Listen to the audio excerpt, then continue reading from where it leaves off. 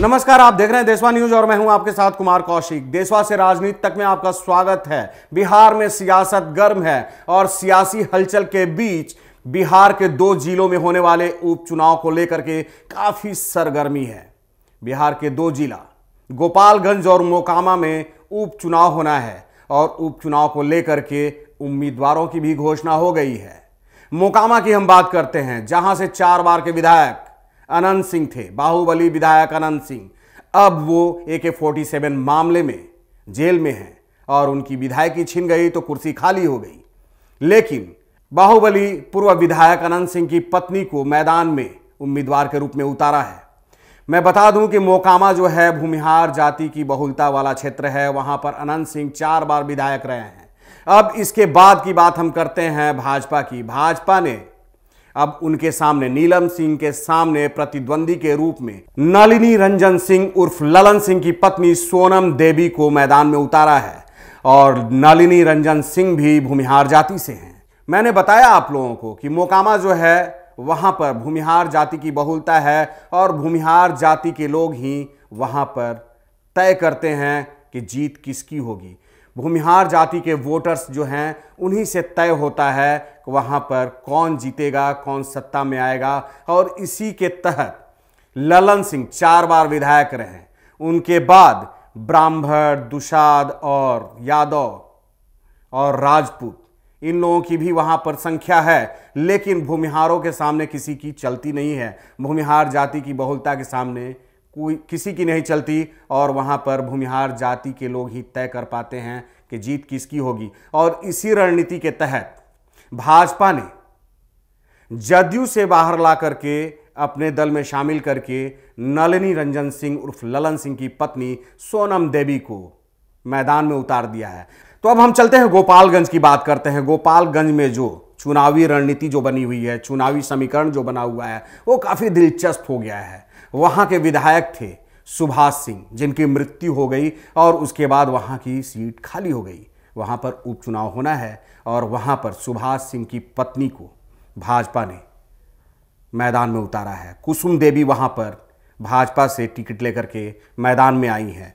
वहीं पर महागठबंधन के राजद नेता मोहन गुप्ता मैदान में है। महागठबंधन से राजद ने मोहन गुप्ता को उतारा है। चूंकि बताया जाता है कि गोपालगंज में बनिया बिरादरी के लोगों की बहुलता है, व्यवसायियों की वहां पर काफ़ी अधिक संख्या है। वहां के वोटर्स जो हैं व्यवसायी वर्ग के, वो तय करते हैं कि कौन जीतेगा, कौन सत्ता में आएगा, किसके हाथ कुर्सी लगेगी।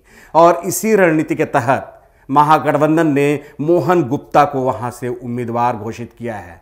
एक तरफ कुसुम देवी हैं जो सहानुभूति वोट लेने के लिए मैदान में उतारी गई हैं। ऐसी चर्चा है कि भाजपा ने, चूंकि उपचुनाव में ऐसा पिछला रिकॉर्ड रहा है पहले का कि उपचुनाव में जब सीट खाली हो जाती है किसी ना किसी कारण से, तो सहानुभूति वोट मिलते हैं। सहानुभूति वोट के ही दरकार से भाजपा ने इसी रणनीति के तहत सुभाष सिंह की पत्नी को मैदान में उतारा है कि सहानुभूति वोट मिलेगा और जीत इनके पाले में आएगी। लेकिन राजद ने अपने रणनीति के तहत वहां पर एक व्यवसायी वर्ग के प्रत्याशी को, राजद नेता मोहन गुप्ता को मैदान में उतार दिया है कि वहां पर व्यवसायी वर्ग की बहुलता ज़्यादा है। कलवार जाति से आने वाले मोहन गुप्ता मैदान में हैं। लेकिन यहां पर सारा कुछ उलटफेर हो गया। यहां पर अब क्या हुआ कि लालू यादव के साले साधु यादव अपनी पत्नी इंदिरा देवी को मैदान में उतार दिए हैं। बसपा की टिकट से साधु यादव की पत्नी जो हैं वो मैदान में आ गई। साधु यादव की पत्नी इंदिरा यादव के मैदान में उतरने से ये पूरी लड़ाई जो है त्रिकोणीय हो गई है। अब राजनीतिक विश्लेषक जो है, राजनीति के जो जानकार हैं, वो लोग कयास लगा रहे हैं कि मामला जो है अब त्रिकोणीय हो चुका है, लड़ाई त्रिकोणीय हो चुकी है। वहां पर अब भाजपा के सामने महागठबंधन ही नहीं, महागठबंधन के साथ साधु यादव की पत्नी जो हैं वो भी एक तरफ खड़ी हैं। और लेकिन लोग ये भी कह रहे हैं कि अब राजद और साधु यादव, महागठबंधन और बसपा के जो प्रत्याशी हैं, उनकी लड़ाई में कहीं भाजपा आगे न निकल ले और भाजपा के प्रत्याशी जो हैं कुसुम देवी, वो बाजी न मार लें। ये सारा कुछ चर्चा चल रहा है। तो गोपालगंज में साधु यादव ने मामले को पूरी तरह से दिलचस्प कर दिया, वहां की लड़ाई को दिलचस्प कर दिया है। लोगों की नज़र अब गोपालगंज उपचुनाव पर जाकर के टिक गई है। वहां पर लोग अब देखना चाहते हैं कि इस त्रिकोणीय लड़ाई में किसकी जीत होती है। भाजपा जो है अकेली लड़ाई में है।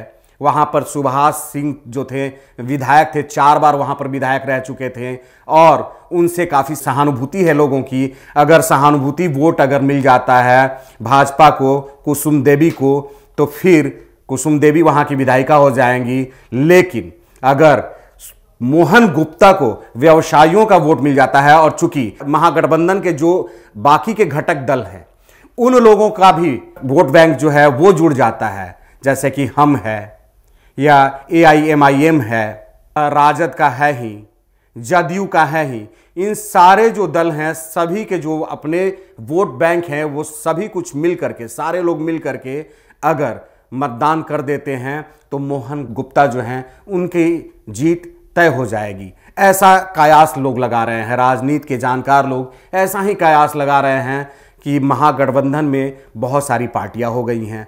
सारे पार्टियों के जो वोटर्स हैं वो मिल करके अगर एक साथ एक तरफ अगर वोटिंग कर देते हैं तो मोहन गुप्ता की विजय हो जाती है। लेकिन लोगों में ये भी डर है कि साधु यादव ने इंदिरा यादव को मैदान में बसपा की टिकट से उतार दिया है, तो हो सकता है कि इन दोनों की लड़ाई में तीसरा यानी कि बीजेपी बाजी ना मार ले।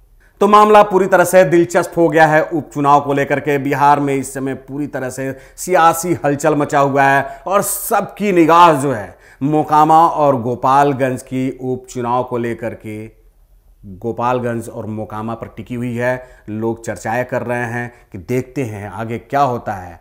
मोकामा में भूमिहार वोट बैंक काम करता है, गोपालगंज में त्रिकोणीय लड़ाई में क्या कुछ होता है सब कुछ सामने तो आएगा ही। तो बने रहिए इसी इंतजार के साथ देशवा न्यूज के साथ। अब तक के लिए बस यहीं तक, फिर मिलते हैं नए मुद्दे नए सरोकारों के साथ। तब तक देशवा न्यूज देखते रहिए। अच्छा लगे तो अपना सुझाव देना नहीं भूलिए। नमस्कार। सिर्फ खबर दिखाना देशवा न्यूज का मकसद नहीं, देशवा न्यूज की कोशिश है कि समाज की सूरत बदलनी चाहिए। देशवा न्यूज पर वीडियो देखने के लिए लाइक करें, सब्सक्राइब करें, साथ ही बेल आइकन दबाना न भूलें।